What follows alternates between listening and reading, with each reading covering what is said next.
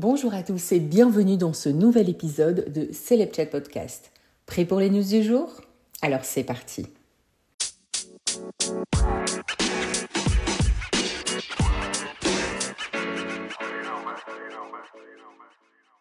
Le 22 mars dernier, souvenez-vous, dans une vidéo publiée sur les réseaux sociaux, Kate Middleton révélait souffrir d'un cancer. Je ne sais pas si vous avez vu la vidéo, mais la future reine avait le visage pâle, la voix grave. Elle avait expliqué suivre une chimiothérapie préventive.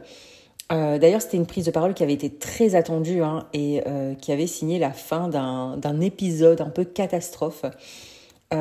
Surtout après les vives polémiques entre la photo truquée et où est Kate Middleton, a-t-elle disparu?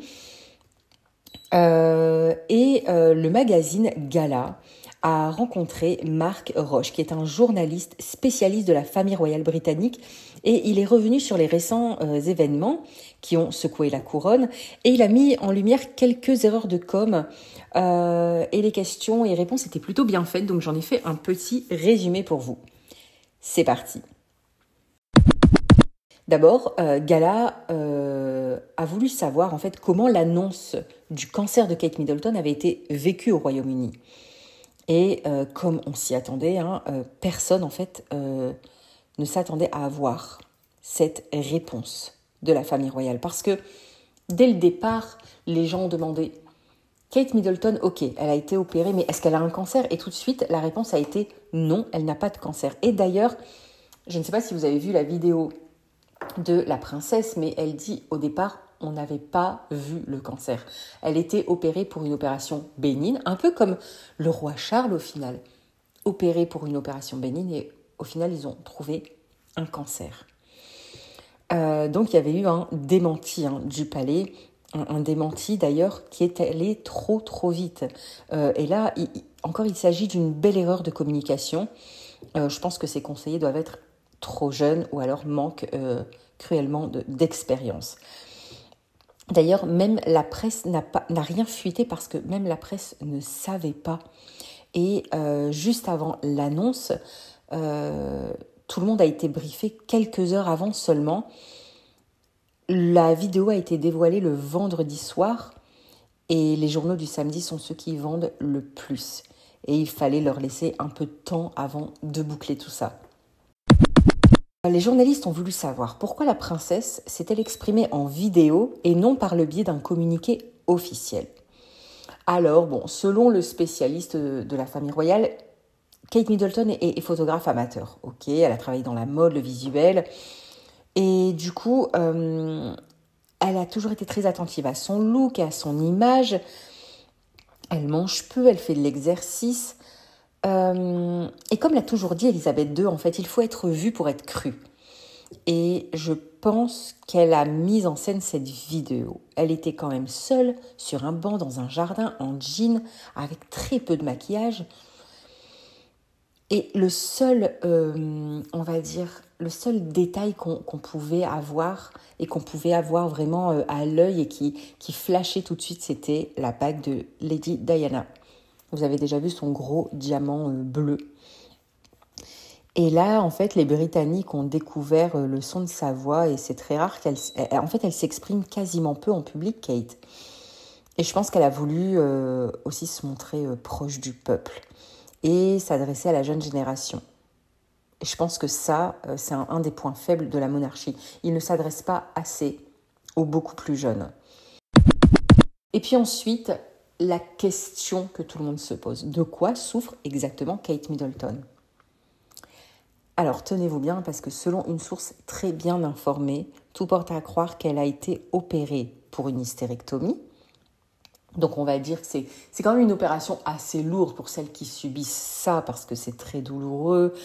Bon, on ne peut pas porter de charge lourde, on reste un peu allongé, ça fait mal. On s'en remet assez vite quand même, mais bon. Mais c'est surtout de quel cancer souffre-t-elle ? Et là, en fait, certains affirment que c'est un cancer du côlon. Et ça, c'est quand même très, très grave. Et surtout, ça peut avoir des conséquences irréversibles ou alors ça peut être mortel très rapidement. En tout cas, voilà les réponses que Gala et les experts les experts de la couronne britannique ont pu avoir pour le moment. En tout cas, elle suit bien une chimiothérapie préventive qui peut tout à fait s'effectuer à domicile sans devoir passer par l'hôpital. Et maintenant, retour sur l'affaire Puff Daddy. Souvenez-vous, il y a quelques jours, des forces armées se sont introduites dans 2 de ses résidences principales, l'une à Los Angeles, l'autre à Miami. Et d'après les informations exclusives de TMZ, les 2 villas principales de Diddy ont été perquisitionnées suite à 3 plaintes qui concerneraient des affaires de viol et de trafic d'êtres humains. Eh bien, après ces perquisitions, des vidéos filmées par ces agents fédéraux eux-mêmes ont été publiées sur Internet. Alors, on y voit des pièces de la maison de Diddy complètement sans dessus-dessous, des coffres-forts ouverts, des tiroirs vidés, des dossiers ouverts. Eh bien, les forces de l'ordre armées, après ces perquisitions, ont affirmé qu'aucune preuve n'avait été trouvée dans ces 2 résidences principales. Et suite à cette déclaration, nombreux ont été les internautes à réagir, en fait, parce que ils se disent, on pense effectivement que Diddy est coupable de ce qu'on l'accuse. Mais on pense aussi que s'il tombe, eh bien de nombreuses autres personnalités beaucoup plus influentes et importantes que lui tomberont également. Nombreux ont été ceux qui ont participé à ces soirées où étaient apparemment présents de nombreux mineurs, par exemple. Et souvenez-vous, tout le monde le dit, Diddy avait pour habitude de tout filmer, de tout enregistrer, et pas une seule minute de film n'a été retrouvée chez lui. Donc, la théorie selon laquelle les fédéraux ne sont pas entrés chez Diddy pour trouver des preuves, mais pour plutôt les cacher, eh bien, a fleuri de partout sur Internet, dans le monde entier. Les gens sont convaincus. Diddy est coupable, mais protégé. Cependant, 50 Cent, qui a toujours été un fervent opposant de Diddy, a déclaré que son documentaire allait sortir et qu'il allait dévoiler énormément de choses sur le rappeur Puff Daddy. Bien sûr, Celeb Chat Podcast sera là pour vous donner les infos en avant-première, alors restez connectés.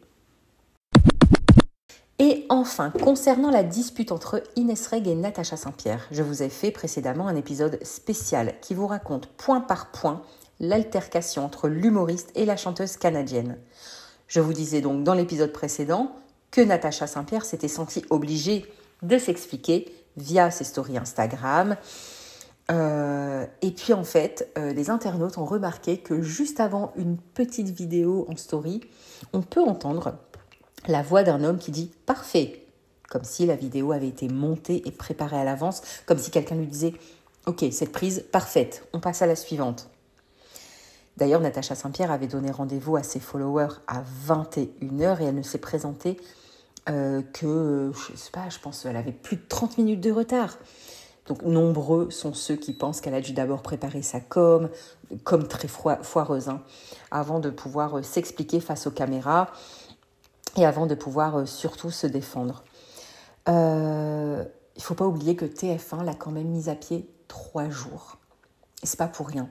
Il ne faut pas oublier qu'Inès Reg l'a dit. La scène de cette altercation a été complètement filmée.